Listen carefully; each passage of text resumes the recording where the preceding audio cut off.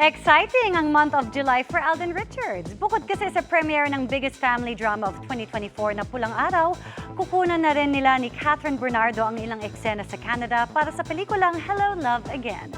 Makichika kay Aubrey Carampel. May mga lugar na pangmatagalan. May mga lugar na dinadaanan lang. Parang Hong Kong.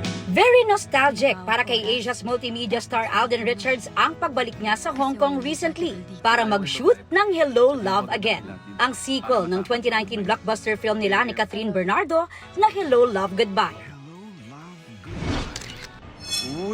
Bukod sa reunited, ang Jejo din o ang trio ni na Alden, Joros Gamboa at Jeffrey Tam, binalikan din nila ang ilang iconic locations ng pelikula, tulad ng rooftop na ito kung saan nag-usap sina Ethan at Joy. Sobra yung Joy's here, tapos naglakad-lakad kami sa streets ng Hong Kong. We went back to the harbor, nandun din kami. Na-discover ko na parang actually the character of Ethan, hindi naman pala talaga siya nawala sa akin. So ang dali ko lang siyang nabalikan. This July, bound for Canada na raw sila para ipagpatuloy ang shooting ng movie. At this time, makakasama na raw niya si Catherine.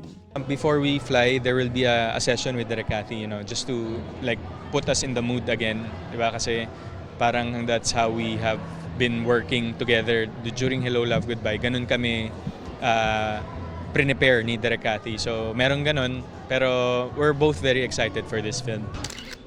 Exciting araw ang July for Alden dahil ipalalabas na rin sa GMA at Netflix ang pinagbibidahang biggest family drama of 2024 na Pulang Araw. Ipinakita na nga ang teaser ng ginagampanan niyang role bilang si Eduardo de la Cruz. Nagulat ako sa outcome. Nakulayan na siya, nalagyan ng audio, tapos na-edit ng maayos. I'm very, very proud of this project that we have. This is one of my best projects so far with GMA.